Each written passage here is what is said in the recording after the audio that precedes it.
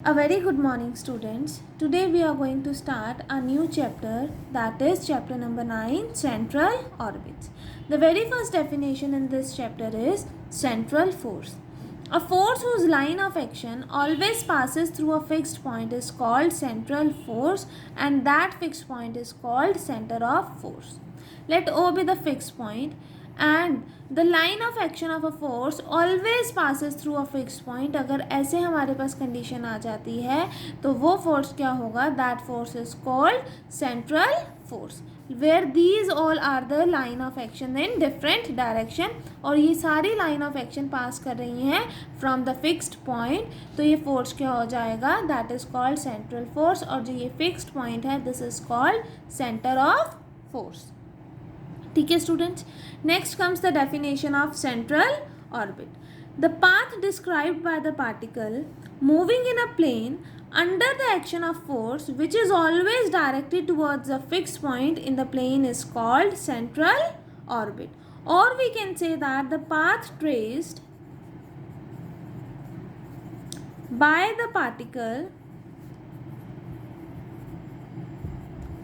under central force is called central orbit. For example अगर हम motion of planet about the sun consider करें तो उस case में हमारे पास सन क्या हो जाएगा? Fixed point. Let it be this be a planet, एक टाइम टी पर उसकी position let this be this, यहाँ पर है प्लैनेट. ठीक है. आफ्टर सम टाइम जो पोजीशन है प्लैनेट की वो यहाँ आ गई, लेट इट बी, और आफ्टर सम अदर टाइम वो पोजीशन यहाँ आ गई. तो जो पाथ ट्रेस हो रहा है by the planet around the sun is called the central orbit. वही यहाँ मेंशन है, in the motion of planet about the sun the path described by the planet is a central orbit, और यहाँ पर fixed point क्या है? हमारे पास सन है. ठीक है students. Next comes theorem that a central orbit is always a plane curve. That is, we are to prove that कि r vector is perpendicular to some constant vector. Let that constant vector, कोई भी constant vector हमने h vector से denote कर दिया, means we are to prove that dot product of r with h is 0. Start हम ऐसे ही करेंगे, कोई भी एक फिक्स पॉइंट कंसिडर करेंगे, वहाँ से हम इनिशियल लाइन कंसिडर करेंगे, लेट कोई भी पार्टिकल पी कंसिडर करेंगे जिस एट टाइम टी जो मूव कर रहा है हमारे पास सेंट्रल ऑर्बिट में. ठीक है. और ऑल्सो वी नो दैट कि पार्टिकल मूव कर रहा है under the action of central force, तो the only force acting on the particle क्या होगा? Is on the line O P vector.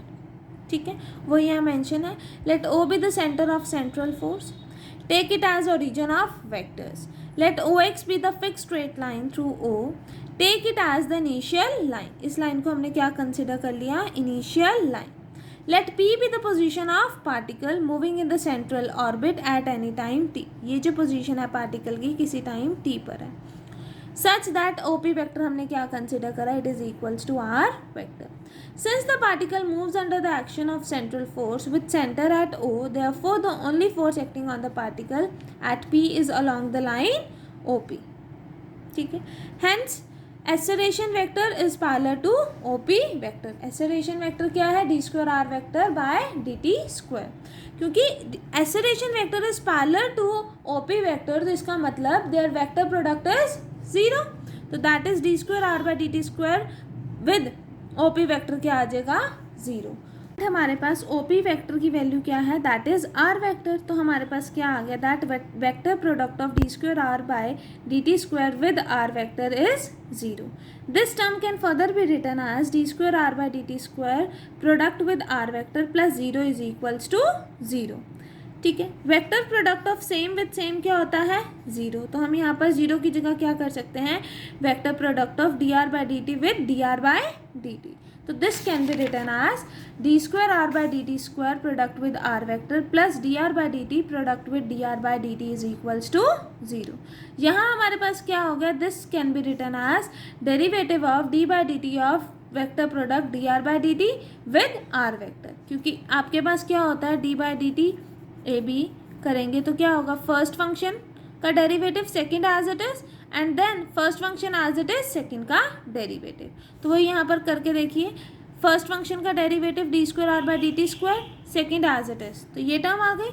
First as it is, second का derivative, तो ये वाली टर्म आ जाएगी। तो इसका मतलब this can be written as in this form. अब हमारे पास क्या आ गया, d x by d t is zero, तो which means that x is constant. तो यहाँ पर क्या आ जाएगा, this term is constant, that is vector product of dr by dt with r vector is constant vector and let that constant vector be h vector. Also we know that कि अगर scalar product में दो same हो जाते हैं तो scalar product क्या हो जाता है, zero. Scalar triple product, that is a b c का स्केलर ट्रिपल प्रोडक्ट क्या होगा, that is a dot b cross c. ठीक है, अगर इसमें ए और सी इक्वल हो जाए, दैट इज, तो if a is equals to c हो जाए, या फिर a is equals to b हो जाए, या फिर b is equals to c हो जाए, मीन्स अगर कोई भी दो एलिमेंट सेम हो जाएंगे, दो वेक्टर्स इक्वल हो जाएंगे, तो हमारे पास क्या होगा कि जो स्केलर ट्रिपल प्रोडक्ट है this would be equals to zero. तो यहाँ पर हमने क्या करा, that is scalar triple product of r vector d r by d t vector, r vector is zero. तो this can be written as r vector dot with vector product of d r by d t cross r vector is zero. ये क्या है हमारे पास, basically constant vector h vector. This can be written as r vector dot product with h vector is zero, which means that r vector is perpendicular to a constant vector h vector. Thus the radius vector O P vector, क्योंकि O P vector किससे denote करा था हमने, r vector से, is always perpendicular to the fix direction and hence lies in the plane, hence the central orbit is a plane curve. This completes the proof of your first article. ठीक है student, next comes the differential equation of central orbit. Differential equation of central orbit के further दो parts हैं, one is in polar form, that is r और theta form में, और one is in pedal form which is in p form. P basically क्या होता है, p is the perpendicular distance from pole o to the tangent at p. अगर हम यहाँ पर टेंजेंट एट पी ड्रॉ करते हैं तो वो परपेंडिकुलर डिस्टेंस है basically from the pole o to the tangent at p, ये वाली कंडीशन। ठीक है, now the very first article in this is differential equation of central orbit in polar form. Start वैसे ही करेंगे, let O be the origin, o x be the initial line, let at any time t position of the particle be p and so on. Let us start. Let O be the origin and OX be the initial line. Let at any time t the particle be at this position.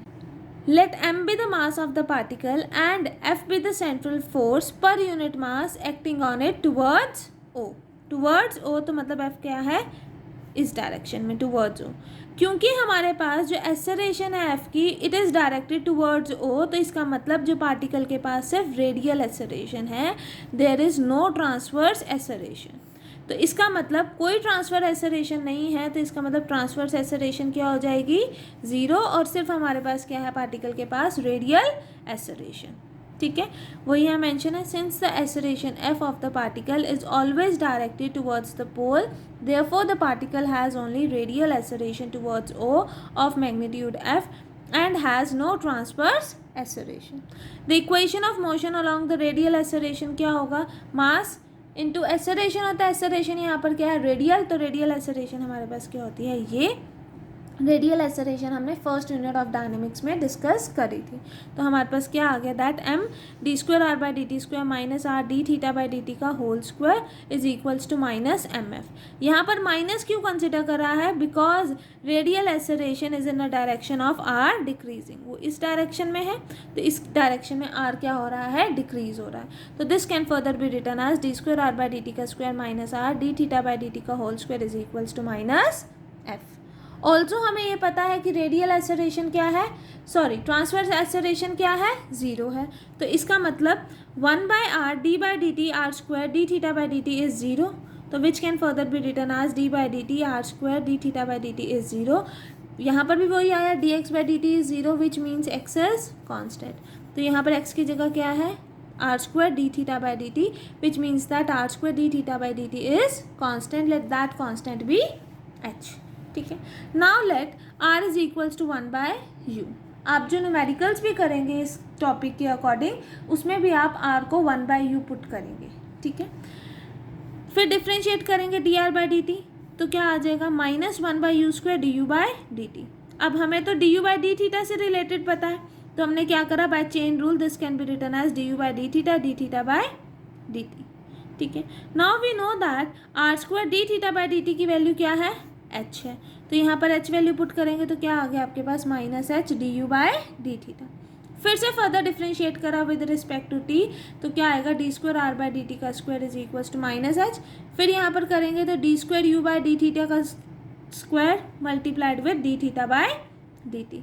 d/dt की value क्या आ जाएगी, h/r², वो यहाँ substitute करी तो आपके पास क्या आ गया, d² r/dt square is -h²u², d² u/d का स्क्वायर। आपने ये सारी वैल्यूज इसलिए फाइंड आउट करनी है क्योंकि आपको इक्वेशन 1 में ये वैल्यू सब्सटीट्यूट करनी है। तो now substituting the values of d/dt, that is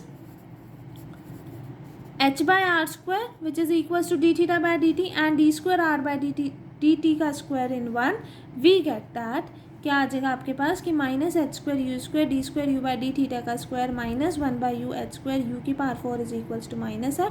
on rearranging आपके पास क्या आ जाएगा, d² u/d का square plus u is equals to f divided by h²u², which is the required differential equation of the central orbit in polar coordinate referred to as the center of force as pole। ठीक है स्टूडेंट, this complete the topic of your differential equation of central orbits in polar form. Next come differential equation of central orbit in pedal form. इसमें हम क्या consider करेंगे, the perpendicular distance from pole o to the tangent at p। तो वही करा, if p is the length of the perpendicular from pole o to the tangent at p, then p की value क्या होगी हमारे पास, 1/p² is equals to 1/r² plus 1/r⁴ dr/d का whole square. तो यहाँ पर हमारे पास p क्या होगा, basically it is the perpendicular distance from the pole o to the tangent at p। तो ये हमारे पास क्या हो गया p। इसमें भी हम क्या करेंगे, put 1/r is equals to u, 1/r is equals to u करेंगे तो आपके पास differentiating with respect to theta, differentiate करेंगे तो क्या आ जाएगा, -1/r² dr/d is equals to du/d। ये वैल्यू आ गई, तो therefore equation 6 becomes this one. Equation क्या बन जाएगी हमारे पास, यहाँ पर वैल्यू सब्सटीट्यूट करोगे तो क्या आ जाएगी आपके पास, 1/p² is equal to u² plus du/d का होल स्क्वायर। ठीक है ना, again differentiating it, again differentiate करेंगे तो क्या आ जाएगा, -1/p। देखिए यहाँ पर क्या आ गया, p⁻² u² प्लस du/d का होल स्क्वायर। फिर से डिफ्रेंशिएट करेंगे तो क्या आएगा, -2 डिवाइडेड बाय p का क्यूब dp/d। u² का डेरिवेटिव करेंगे 2u du/d। इसका डेरिवेटिव करेंगे तो क्या आ जाएगा, 2 du/d। फिर du/d का डेरिवेटिव करेंगे तो क्या आ जाएगा, d² u/d का स्क्वायर। ठीक है student, 2 through out cancel out हो जाएगा तो हमारे पास क्या आ जाएगा, -1 divided by p³ dp/d is equals to d² u/d का स्क्वायर प्लस u du/d। अब du/d की वैल्यू क्या है, बेसिकली आपके पास -1/r² dr/d। और from the differential equation of central orbit in polar form, इसकी वैल्यू क्या है हमारे पास, f डिवाइडेड बाय h²u²। ये हमने अभी फाइंड आउट करी है। ठीक है, इसका यूज़ करा, यहाँ सब्सटीट्यूट करो तो आपके पास क्या आ गया, -1 divided by p³ dp/d is equals to f divided by h²u² -1/r² multiplied with dr/d। On rearranging आपके पास क्या आ गया, h² divided by p³ dp/dr is equals to f, which is the required differential equation of central orbit in pedal form. ठीक है student, only this much for today class. Thank you class.